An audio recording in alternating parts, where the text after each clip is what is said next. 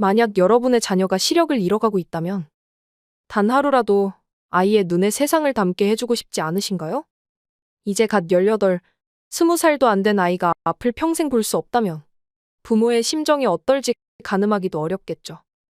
한 소녀가 세상이 어두워지기 전에 딱 한 번만 한국을 보고 싶다고 말했을 때 그 한마디에 가족은 모든 걸 멈추고 한국으로 달려왔습니다. 그리고 그곳에서 소녀는 마지막으로 무엇을 보았을까요? 저는 레이첼입니다. 미국 캘리포니아 해변가 도시에서 남편 마이클 그리고 딸 에밀리와 함께 살고 있어요. 제 하루는 대부분 비슷한 패턴으로 흘러갑니다. 아침 일찍 일어나 남편에게 아침을 차려주고 에밀리를 수영장으로 데려다주고 나면 집으로 돌아와 프리랜서 그래픽 디자이너 일을 하죠. 에밀리는 16살 유망한 수영 선수예요. 12살 때부터 주 대표로 활약해왔고 올림픽 꿈을 키우며 매일 새벽과 저녁으로 훈련을 하고 있죠. 그런데 최근 몇 주 사이 에밀리가 달라졌어요. 전에는 훈련이 끝나면 늘 흥분해서 엄마, 오늘 100m 자유형 기록이 0.3초나 단축됐어요. 라며 기쁘게 이야기하던 아이가 이제는 자동차에 타자마자 헤드폰을 끼고 창밖만 바라봐요. 말수도 줄었고 저와 대화할 때도 시선을 피하는 경우가 많아졌어요. 남편 마이클은 청소년기니까 그럴 수 있어. 압박감도 심하고 경쟁도 치열하잖아. 너무 걱정하지 마. 라고 했지만 저는 뭔가 더 큰 문제가 있다는 느낌을 지울 수 없었어요. 어느 아침 에밀리가 수영복으로 갈아입으려고 할 때였어요. 문득 딸의 팔에 보라색 멍이 크게 들어있는 것이 보였어요. 제가 본 것을 알아챈 에밀리는 재빨리 수영 재킷을 입으려고 했죠. 에밀리, 팔에 그 멍은 뭐니? 제가 물었어요. 그러자 에밀리는 당황한 듯 아, 이거요? 턴하다가 벽에 부딪혔어요. 별거 아니에요. 라고 대답했어요. 대수롭지 않은 일처럼 얘기했지만 그 목소리와 표정에서 뭔가 숨기는 듯한 느낌이 들었어요. 턴할 때 부딪혔다고. 턴은 항상 완벽하게 했잖아. 코치가 뭐라고 하던? 다른 부상은 없어? 정말 그게 다야? 제가 계속 물어보자 에밀리의 표정이 점점 경직되었어요. 엄마, 그냥 실수한 거예요. 누구나 그럴 수 있잖아요. 에밀리는 짜증 섞인 목소리로 대답하며 서둘러 가방을 챙겼어요. 저는 에밀리의 손목을 잡았어요. 에밀리, 엄마한테 말해줘. 뭔가 있는 거지? 요즘 코치가 너무 강하게 훈련시키는 거야?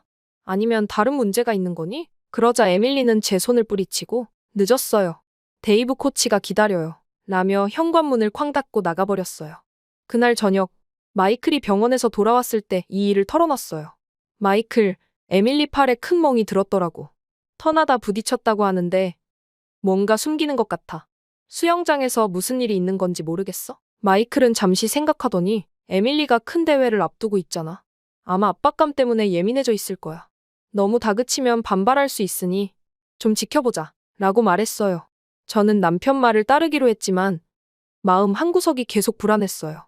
그날 밤 에밀리의 방으로 가서 노크했어요. 반응이 전혀 없었는데 뻔하죠. 요즘 틈만 나면 케이팝 듣는다고 이어폰을 끼고 있을 테니까요. 에밀리는 한국 문화에 푹 빠져 있었거든요. 에밀리, 들어가도 될까? 대답이 없어서 조심스레 문을 열었어요. 에밀리는 이어폰을 끼고 침대에 누워 천장을 바라보고 있었어요. 제가 다가가자 이어폰을 뺐어요. 무슨 일이에요, 엄마? 그 말투는 차분했지만 어딘가 경계하는 듯한 느낌이 들었어요. 오늘 훈련은 어땠어? 요즘 정말 괜찮은 거야? 제가 물었고 에밀리는 그저 고개를 끄덕였어요. 더 이상 묻지 않기로 했지만 분명 뭔가 잘못되고 있다는 감각을 지울 수 없었어요. 일주일 후 에밀리가 쉬는 날이라며 함께 쇼핑몰에 가자고 했어요. 딸이 먼저 함께 시간을 보내자고 한 건 오랜만이라 저는 정말 기뻤죠. 더운 날씨라 에밀리는 반팔 티셔츠를 입었는데 쇼핑몰 분수대 앞에서 아이스크림을 먹다가 팔을 뻗는 순간 또 다른 멍이 눈에 들어왔어요. 이번엔 팔꿈치 근처였죠. 에밀리, 이건 또 뭐야? 저번에 팔에 멍이 있었을 때도 그렇고 엄마한테 뭔가 숨기고 있는 거지? 제가 물었어요. 에밀리는 재빨리 팔을 내리며 눈길을 피했어요. 저는 더 이상 참을 수 없었죠. 제발 말해봐. 무슨 일이 일어나고 있는 거니? 수영장에서 누가 널 괴롭히는 거야? 아니면 코치가 너무 심하게 훈련시키는 거야? 그 순간 에밀리의 눈에서 눈물이 터져나왔어요. 쇼핑몰 한가운데서 딸이 흐느끼는 모습에 저는 당황했지만 그보다 더 큰 불안감이 밀려왔죠. 엄마, 사실은 제가 앞이 잘 안 보여요. 에밀리가 떨리는 목소리로 말했어요. 시야가 자꾸 흐려지고 뿌옇게 보여요. 그래서 수영할 때 방향을 잘못 잡고 벽에 부딪히는 거예요. 말하기가 너무 무서웠어요. 그 말을 듣는 순간 온몸에 전율이 흘렀어요. 제 머릿속이 하얘지는 것 같았죠. 뭐라고? 앞이 안 보인다고 믿기지 않아 다시 물었고, 에밀리는 고개를 끄덕이며 더 크게 울기 시작했어요. 처음엔 가끔 그랬는데 훈련하다 피곤해서 그런가 했어요. 근데 점점 더 자주 그러는 거예요. 엄마, 내가 올림픽 꿈을 포기해야 하나요? 딸의 떨리는 목소리에 저도 눈물이 쏟아졌어요. 그 자리에서 바로 마이클에게 전화했죠. 남편은 병원에서 응급수술 중이었지만 상황을 듣자마자 동료에게 수술을 넘기고 곧바로 병원 안과로 오라고 했어요. 마이클이 병원에 도착했을 때 저희는 이미 접수를 마치고 기다리고 있었어요. 남편은 에밀리를 꼭 안아주며 걱정하지 마, 내가 있잖아. 우리가 함께 해결할 거야. 라고 말했지만 그의 눈빛에서도 걱정이 느껴졌어요. 안과 전문의가 여러 검사를 마친 후 심각한 표정으로 저희에게 다가왔어요. 마이클 선생님, 부인분. 에밀리에게 젊은 나이에 발병하는 황반변성 증상이 보입니다.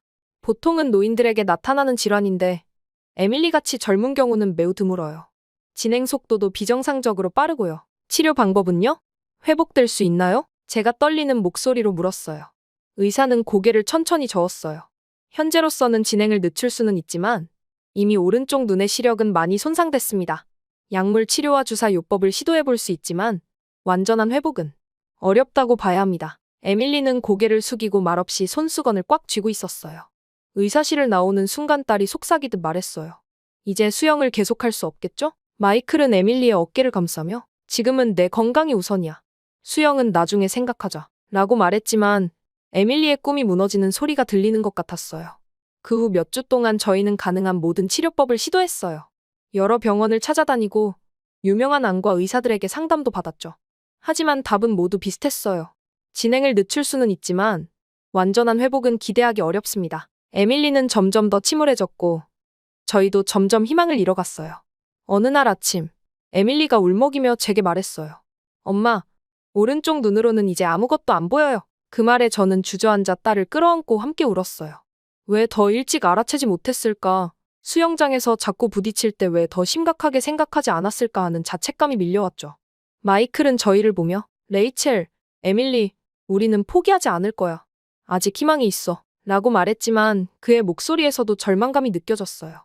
어느 날 저녁, 에밀리는 거실 소파에 앉아 제게 다가왔어요. 평소보다 진지한 표정으로 말했죠. 엄마, 아빠, 제가 소원이 하나 있어요. 마이클과 저는 딸의 목소리에 담긴 무게를 느끼고 TV를 끄고 에밀리에게 집중했어요. 무슨 소원이든 말해봐. 에밀리, 마이클이 말했어요. 에밀리는 떨리는 목소리로 말했어요. 한국에 가보고 싶어요.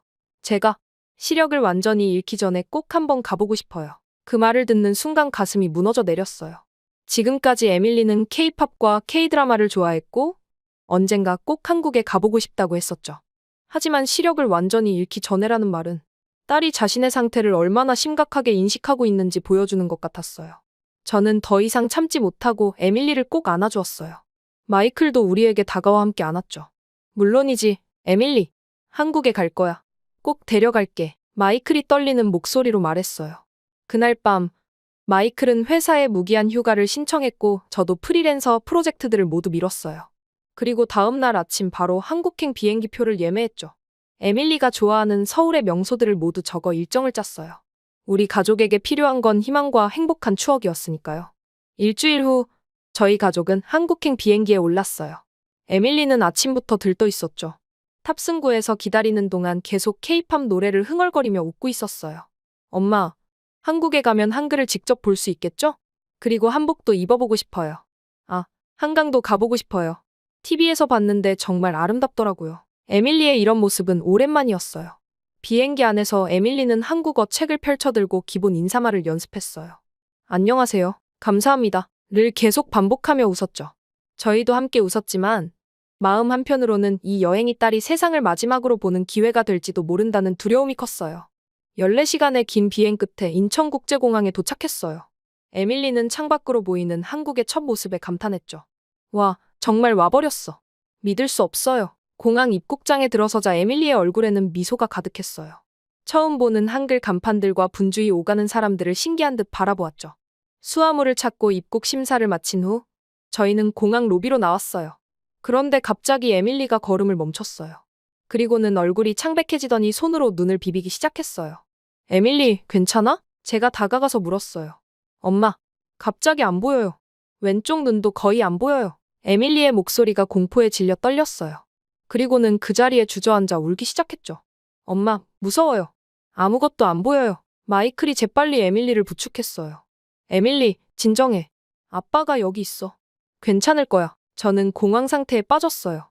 공항 한가운데서 우리 딸이 시력을 잃어가고 있는데 우리는 낯선 나라에 막 도착했고 어디로 가야 할지도 몰랐으니까요.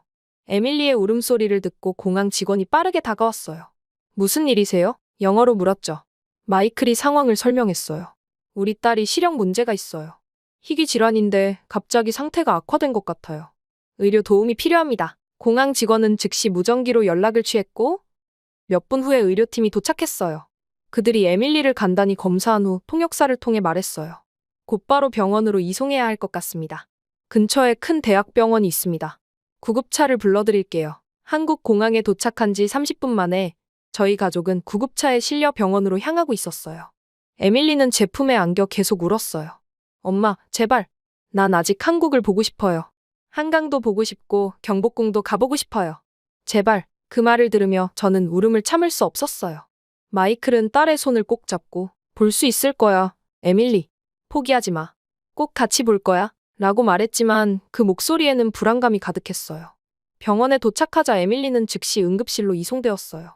의료진이 빠르게 대응해 여러 검사를 시작했죠. 저희는 대기실에서 초조하게 기다렸어요. 마이클은 미국 동료 의사들에게 연락해 조언을 구하고 저는 에밀리의 의료 기록을 정리했어요. 서로 말은 없었지만 손을 꼭 잡고 있었죠. 미국에서 왔다고요? 수영 선수인 따님을 위해? 의사가 영어로 물었어요. 마이클이 고개를 끄덕이자 의사는 살짝 미소 지었어요. 다행입니다. 우연히 저희 병원에 오셨네요. 제가 안과 전문이거든요. 1시간 반 정도가 지났을 때 간호사가 상담실로 저희를 안내했어요. 젊은 의사가 영어로 말했습니다. 검사 결과를 말씀드리겠습니다. 그는 모니터를 돌려 에밀리의 눈 스캔 이미지를 보여주었어요. 따님의 상태는 급성 망막색소 변성으로 보입니다. 하지만 흥미로운 점은 일반적인 케이스와 달리 혈관성 요인이 강하게 작용하고 있어요.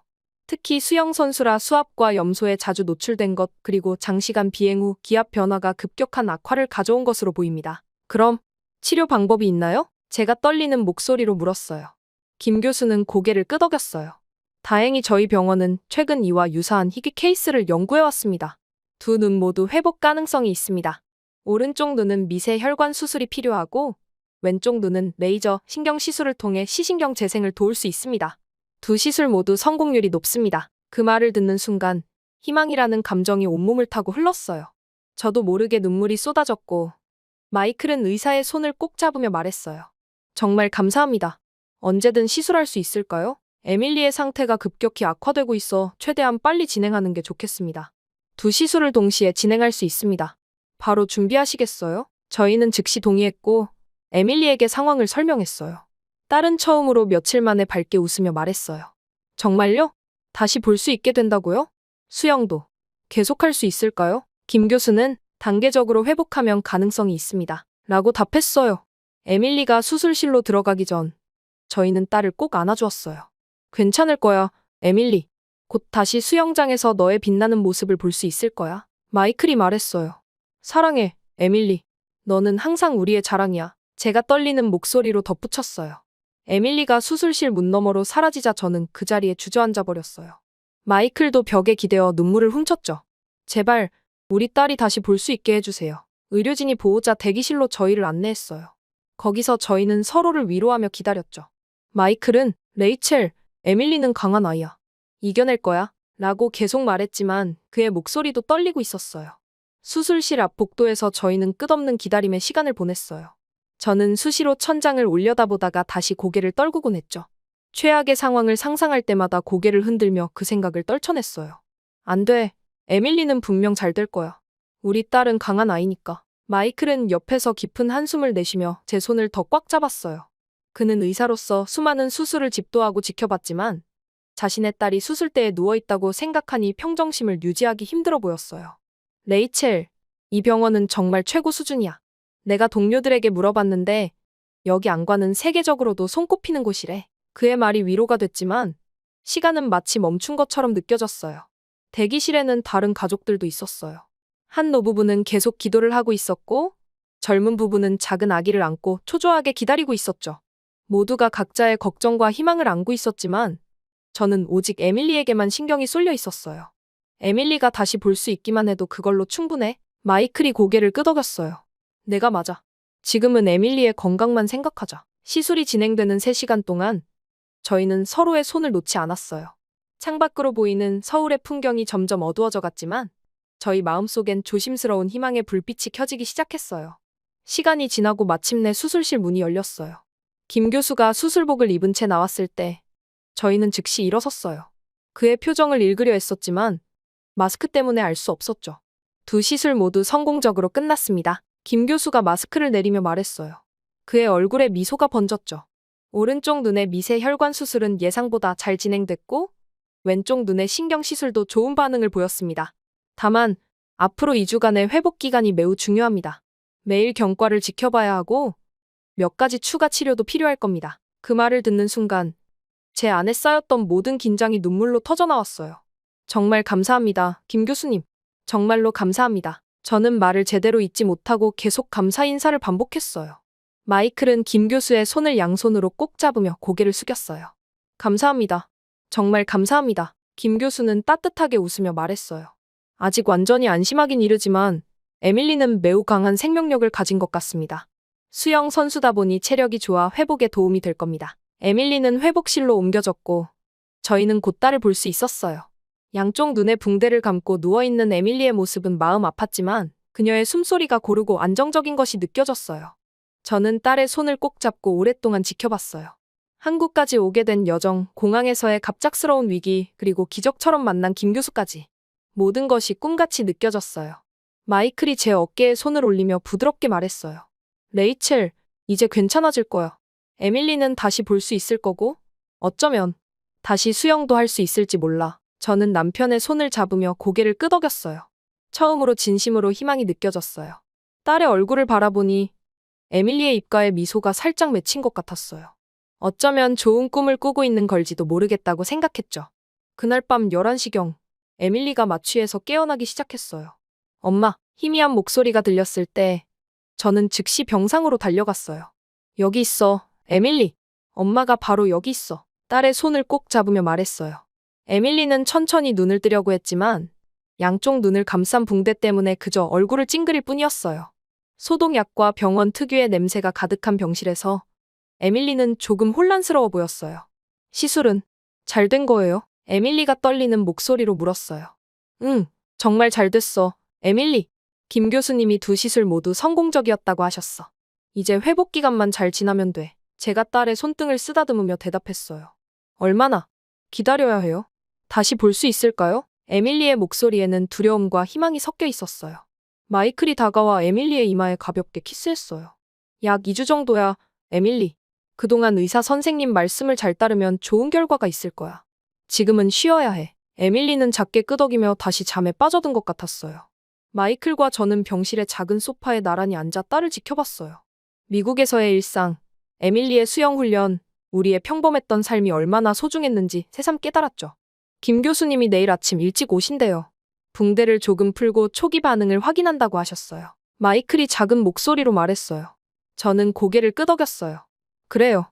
좋은 소식이 있기를 바랄게요. 밤이 깊어가는 동안 저희는 번갈아가며 에밀리 곁을 지켰어요. 낯선 나라의 병실에서 저희 가족은 그 어느 때보다 서로에게 의지하고 있었죠. 그 순간 에밀리가 조용히 울기 시작했어요. 엄마, 정말 다시 볼 수 있을까요? 만약 시력이 돌아오지 않으면 어떡해요? 다시는 수영을 못하게 되면. 에밀리의 떨리는 목소리에 제 마음도 무너졌어요. 에밀리, 괜찮아. 엄마가 여기 있고 아빠도 곁에 있잖아. 우리 모두 널 위해 여기 있으니까 너무 걱정하지 마. 분명히 좋아질 거야. 울면 지금 좋지 않을 거야. 우리 마음 단단하게 먹자. 제가 딸의 이마에 키스하며 말했어요. 마이클도 다가와 에밀리의 손을 꼭 잡았어요. 에밀리, 아빠가 너를 위해 무엇이든 할게. 수영장으로 돌아갈 수 있도록 함께 노력하자. 그러니까 울지 말고 용기를 내. 우리 챔피언. 에밀리는 입술을 꼭 다물고 고개를 끄덕였어요. 수술 후 첫 주는 저희 가족에게 정말 긴 시간이었어요. 에밀리는 대부분 병상에 누워 있었고 저희는 교대로 딸 곁을 지켰죠. 마이클은 에밀리가 깰 때마다 밝은 목소리로 미국 수영팀 소식이나 올림픽 이야기를 들려주며 딸의 마음을 편하게 해주려 노력했어요. 하지만 밤이 깊어지면 그는 병실 밖 복도로 나가 혼자 눈물을 훔치곤 했어요. 의사로서 그는 에밀리의 상태가 얼마나 위태로운지 더 잘 알고 있었을 테니까요. 저는 그런 남편을 보며 마음이 아팠지만 어떤 말로 위로해야 할지 몰랐어요. 김 교수는 매일 아침 일찍 회진을 오셨어요. 붓기가 예상보다 빨리 가라앉고 있습니다. 시신경의 반응도 긍정적이에요. 지금까지는 좋은 신호입니다. 라는 말씀에 저희는 잠시 안도했지만 여전히 불안했어요. 매일이 희망과 절망 사이를 오가는 롤러코스터 같았죠. 저는 종종 에밀리 곁에 앉아 눈가를 부드럽게 닦아주며 물었어요. 많이 불편하니? 뭐 필요한 것 있어? 에밀리는 미소를 지으며 아니요, 그냥 엄마랑 아빠가 옆에 있어 주는 게 좋아요. 라고 대답했어요. 그 말에 저희는 다시 용기를 얻었습니다. 드디어 수술 후 7일째 되는 날, 김 교수가 에밀리의 양쪽 눈붕대를 푸는 시간이 왔어요. 제 심장은 빠르게 뛰었고 마이클과 저는 서로의 손을 꼭 잡고 있었어요. 에밀리도 긴장한 듯 입술을 깨물고 있었죠. 에밀리, 천천히 눈을 떠보세요. 처음에는 조금 불편할 수 있으니 무리하지 마세요. 빛이 보이면 말해주세요. 김 교수의 차분한 목소리에 에밀리는 조심스럽게 눈을 떴어요. 에밀리는 한참 동안 눈을 깜빡이더니 갑자기 눈물을 글썽이며 소리쳤어요. 엄마, 아빠, 보여요. 정말 보여요. 전보다 훨씬 잘 보여요. 그 순간 저는 참았던 감정이 폭발하듯 딸을 꼭 안으며 울음을 터뜨렸어요. 마이클은 기쁨의 환호성을 지르며 에밀리를 품에 안았죠. 우리 에밀리, 정말 대단해. 우리 챔피언이야. 에밀리는 울면서도 웃고 있었어요. 세상이 이렇게 깨끗하게 보이다니 눈앞이 너무 선명해요. 김 교수도 만족스러운 표정으로 고개를 끄덕였어요. 생각보다 회복이 빠르네요. 특히 미세 혈관 수술을 받은 오른쪽 눈의 반응이 매우 좋습니다. 그 후 며칠 동안 에밀리의 시력은 놀랍도록 향상되었어요.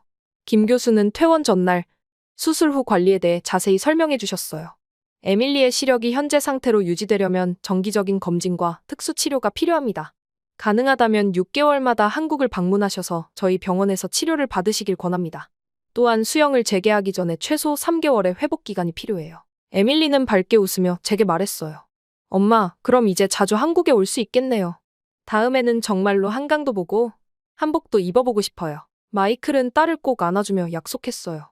물론이지. 내가 원할 때마다 한국에 데려올게. 이제 이곳은 우리에게 특별한 의미가 있는 곳이 되었으니까. 그 순간 저는 이 모든 여정이 단순한 비극이 아니라 기적의 시작이었다는 것을 깨달았어요. 에밀리의 눈빛에서 다시 희망이 빛나고 있었으니까요. 그날 저녁, 에밀리가 잠든 후 마이클과 저는 병원 정원의 벤치에 나란히 앉아 이야기를 나눴어요. 밤하늘의 별들이 서울의 밝은 불빛 사이로 반짝이고 있었죠. 마이클, 우리가 이렇게 한국까지 오게 될 줄 누가 알았겠어요. 에밀리가 한국에 오고 싶다고 한 게 정말 운명이었나 봐요. 제가 말했어요. 남편은 제 손을 꼭 잡으며 고개를 끄덕였어요. 맞아, 레이첼. 미국에서 그 많은 병원을 다녀봐도 희망을 찾지 못했는데 에밀리가 좋아하던 나라에서 오히려 기적을 만난 거야. 마치 에밀리가 직감적으로 알았던 것처럼 말이야. 그의 목소리에는 감사와 경이로움이 담겨 있었어요. 수영 선수로서의 꿈도 다시 꿀 수 있게 되었어요. 김 교수님이 3개월 후면 가벼운 수영 훈련을 시작해도 된다고 하셨잖아요. 제가 희망에 차서 말했어요. 마이클은 미소를 지었어요. 에밀리의 의지를 생각하면 아마 더 빨리 회복할지도 몰라. 그 아이는 항상 우리를 놀라게 하잖아. 에밀리의 시력이 날마다 좋아지면서 저희 가족은 오랜만에 진정한 웃음을 되찾았어요. 김 교수는 에밀리의 완전한 회복을 위해 적어도 3주는 더 한국에 머물며 정기 검진을 받으라고 권했고, 저희는 이 기회를 에밀리가 그토록 보고 싶어 했던 한국의 명소들을 방문하는 시간으로 활용하기로 했어요. 엄마, 이제 정말 선명하게 보여요. 색깔이 이렇게 생생한지 몰랐어요. 에밀리가 병원 복도를 걸으며 행복하게 말했을 때 저는 감격으로 가슴이 벅차올랐어요. 마이클도 딸의 환한 표정을 보며 우리 에밀리 웃는 모습을 드디어 다시 보게 되다니 라며 기뻐했어요. 퇴원 후 첫 나들이로 저희는 한강공원을 선택했어요. 에밀리는 텔레비전 드라마와 유튜브 영상에서만 보던 한강을 실제로 보게 되자 흥분을 감추지 못했어요. 엄마, 아빠, 자전거 빌려서 한강 따라 달려볼까요? 저는 아직 직접 타면 안 되니까 아빠 뒤에 탈게요. 에밀리의 눈은 기대감으로 반짝였어요. 의사가 에밀리에게 아직 격한 운동은 금지했지만 이 정도는 괜찮을 것 같아 마이클이 자전거를 빌렸어요. 마이클이 앞에 타고 에밀리는 뒷자리에 앉았죠. 저는 옆에서 천천히 걸으며 두 사람을 지켜봤어요. 에밀리, 어때? 바람이 시원하지? 마이클이 페달을 밟으며 물었어요. 정말 최고예요, 아빠. 풍경이 너무 예뻐요. 에밀리는 환하게 웃으며 한강의 푸른 물결을 바라봤어요. 한강을 따라 한참을 달린 후 저희는 강변 벤치에 앉아 쉬었어요. 시원한 강바람이 불어오는 가운데 마치 새로운 시작을 맞은 것처럼 평화로운 시간을 보냈죠. 엄마, 여기 사람들 모두 행복해 보여요. 조깅하는 사람들, 자전거 타는 가족들, 피크닉 즐기는 연인들, 모두 여유로워 보여요. 에밀리는 주변을 둘러보며 말했어요. 그래, 정말 평화롭구나. 캘리포니아 해변과는 또 다른 매력이 있어. 마이클도 한강의 풍경에 감탄하며 말했어요. 에밀리는 문득 진지한 표정으로 물었어요. 엄마, 아빠, 만약 제가 시력을 잃었다면 정말 수영을 포기해야 했을까요? 그 질문에 저희는 잠시 말을 잃었어요. 마이클이 먼저 입을 열었죠. 글쎄, 힘들었겠지만 포기할 필요는 없었을 거야. 시각장애인 수영 선수들도 많이 있잖아. 파라림픽에서 활약하는 선수들처럼 말이야. 하지만 이제 그런 걱정은 하지 않아도 돼. 내 눈이 건강해지고 있으니까. 제가 에밀리의 손을 잡으며 말했어요. 에밀리는 고개를 끄덕이더니 문득 말했어요. 알아요. 하지만 이번 일로 깨달은 게 있어요. 시력이든 뭐든 우리가 당연하게 여기는 것들이 얼마나 소중한지, 그리고 다른 어려움을 겪는 사람들의 마음도 조금은 이해할 수 있게 된 것 같아요. 마이클과 저는 놀란 표정으로 서로를 바라봤어요. 우리 딸이 이 힘든 경험을 통해 더 성숙해지고 있었던 거예요. 다음 날 저희는 한국의 전통 문화를 체험할 수 있는 곳으로 향했어요. 에밀리, 드라마에서 늘 보고 싶어 했던 한복 입어볼래? 제가 물었더니 에밀리는 눈을 반짝이며 정말요? 당연히 입어보고 싶어요. 라고 외쳤어요. 인사동 근처에 있는 한복 체험관에 들어가자 다양한 색상의 아름다운 한복들이 저희를 맞이했어요. 에밀리는 하늘색 바탕에 연분홍 꽃무늬가 수놓인 한복을 골랐죠. 갈아입고 나왔을 때 저희 부부는 감탄을 금치 못했어요. 머리에 꽂은 전통 장신구와 함께 에밀리는 마치 드라마에서 튀어나온 것 같았어요. 에밀리, 정말 아름답다. 마치 한국 공주님 같아. 제가 감동해서 말했어요. 마이클도 카메라를 들고 계속 사진을 찍으며 우리 딸, 이러다 한국 연예기획사에서 스카웃 당하는 거 아니야? 라며 농담을 던졌어요. 에밀리는 수줍게 웃으며 거울 앞에서 한복의 아름다운 선을 감상했어요. 이렇게 예쁜 옷을 입어본 적이 없어요. 수영복만 입다가 이런 드레스를 입으니 정말 특별한 기분이에요. 저희는 또 경복궁으로 향했어요. 에밀리는 고궁의 웅장한 건축물과 아름다운 정원을 보며 연신 감탄했죠. 스마트폰으로 쉬지 않고 사진을 찍으며 친구들이 이 사진 보면 정말 부러워할 거예요. 제가 좋아하는 드라마 촬영지에 정말 와 있다니 믿기지 않아요. 라고 말했어요. 엄마, 아빠, 이건 정말 특별한 경험이에요. 제 인생에서 잊지 못할 추억이 될 것 같아요. 에밀리의 말에 저희는 서로를 바라보며 미소 지었어요. 딸이 이렇게 행복해하는 모습을 보는 것만으로도 모든 고통이 씻겨나가는 것 같았죠. 점심때가 되자 저희는 인근 시장으로 가서 한국의 길거리 음식을 맛보기로 했어요. 에밀리는 빨간 떡볶이를 보고 눈을 동그랗게 떴어요. 와, 이거 드라마에서 본 그 음식이에요. 진짜 매워 보이는데. 먹어봐도 될까요? 마이클이 웃으며 대답했어요. 당연하지. 한국에 왔는데 떡볶이를 안 먹어볼 수는 없지. 나도 한번 도전해볼게. 에밀리는 조심스럽게 한 입 먹더니 순간 눈을 크게 뜨고 우와, 정말 매워요. 근데 맛있어요. 라고 소리쳤어요. 곧 저희 셋은 떡볶이, 어묵, 순대까지 다양한 음식을 나눠 먹으며 즐거운 시간을 보냈죠. 에밀리가 한국 음식을 맛있게 먹는 모습을 보며 저는 그동안의 모든 걱정과 긴장이 녹아내리는 것을 느꼈어요. 한국에서의 마지막 주, 저희는 남산타워에 올라 서울의 야경을 감상하기로 했어요. 케이블카를 타고 올라가는 동안 에밀리는 창밖으로 펼쳐지는 서울의 전경에 감탄했어요. 엄마, 이게 다 서울이에요. 엄청 넓고 화려하네요. 불빛들이 마치 별처럼 빛나고 있어요. 에밀리의 눈에도 별이 빛나고 있었어요. 남산타워에 도착해 전망대에 섰을 때 에밀리는 한동안 말없이 서울의 야경을 바라봤어요. 그리고는 갑자기 진지한 표정으로 말했어요. 엄마, 아빠, 제가 정말 행복해요. 한국에 와서 눈도 다시 보게 되고 이렇게 아름다운 곳도 볼 수 있게 되고 사실 여기서 더 오래 있고 싶어요. 나중에 크면 여기 살고 싶을 정도로요. 저는 에밀리의 손을 잡았어요. 에밀리, 내가 원한다면 엄마는 뭐든 지원할게. 내가 행복하다면 그게 가장 중요해. 마이클도 에밀리의 어깨를 감싸며 말했어요. 그래, 우리 딸이 원한다면 언제든 한국에 올 수 있어. 대학도 여기서 다닐 수 있고 훈련도 여기서 할 수 있어. 김 교수님도 계속 너를 지켜봐 주실 테니까. 에밀리는 눈을 반짝이며 소리쳤어요. 정말요? 그럼 고등학교 졸업하면 한국 대학에 지원하고 싶어요. 여기서 수영도 계속하고 한국어도 제대로 배우고 싶어요. 그 순간 저희 가족은 남산타워의 찬란한 불빛 아래서 새로운 꿈을 품게 되었어요. 미국으로 돌아가는 비행기를 타기 전날 밤 호텔 로비에 앉아 저는 지난 몇 주간의 영화 같은 일들을 되돌아봤어요. 에밀리가 시력을 잃어가던 그 절망적인 순간부터 한국에서의 기적 같은 시술과 회복, 그리고 지금 딸의 밝게 빛나는 눈빛까지 모든 것이 꿈만 같았어요. 마이클, 우리가 정말 잘한 결정이었을까요? 제가 조용히 물었어요. 남편은 확신에 찬 목소리로 대답했어요. 당연하지, 레이첼. 우리가 한국에 오지 않았다면 에밀리는 시력도 꿈도 잃었을 거야. 때로는 가장 절망적인 순간에 가장 놀라운 기회가 찾아오나 봐. 인천공항에서 비행기에 오르기 전 에밀리는 마지막으로 한국 땅을 바라보며 말했어요. 엄마, 아빠, 한국에 오게 되어 정말 다행이에요. 이제 저는 새로운 꿈을 가질 수 있게 됐어요. 더 넓은 세상과 가능성을 보게 됐어요. 저는 딸의 말에 깊이 공감하며 고개를 끄덕였어요. 그래, 에밀리. 우리는 꼭 다시 올 거야. 내가 원할 때 언제든지. 그리고 1년 후, 저희 딸 에밀리는 정말로 한국으로 유학을 오게 되었어요. 서울의 명문대학에 수영 특기생으로 입학했고, 김 교수님의 지속적인 관리 덕분에 시력도 안정적으로 유지되고 있어요. 왼쪽 눈에는 특수 렌즈를 항상 착용하지만 그것이 무슨 문제가 될까요? 에밀리는 이제 한국 대학 수영팀의 유망주로 주목받고 있어요. 한국에서 새로운 삶을 시작한 저희 딸이 건강하고 행복하게 자신의 꿈을 펼쳐나가길 바랄 뿐이에요. 위기의 순간에 저희를 도와주신 한국의 의료진과 따뜻한 분들께 이 글을 통해 다시 한번 감사의 마음을 전합니다. 에밀리를 위한 여러분의 관심과 사랑에 진심으로 감사드려요.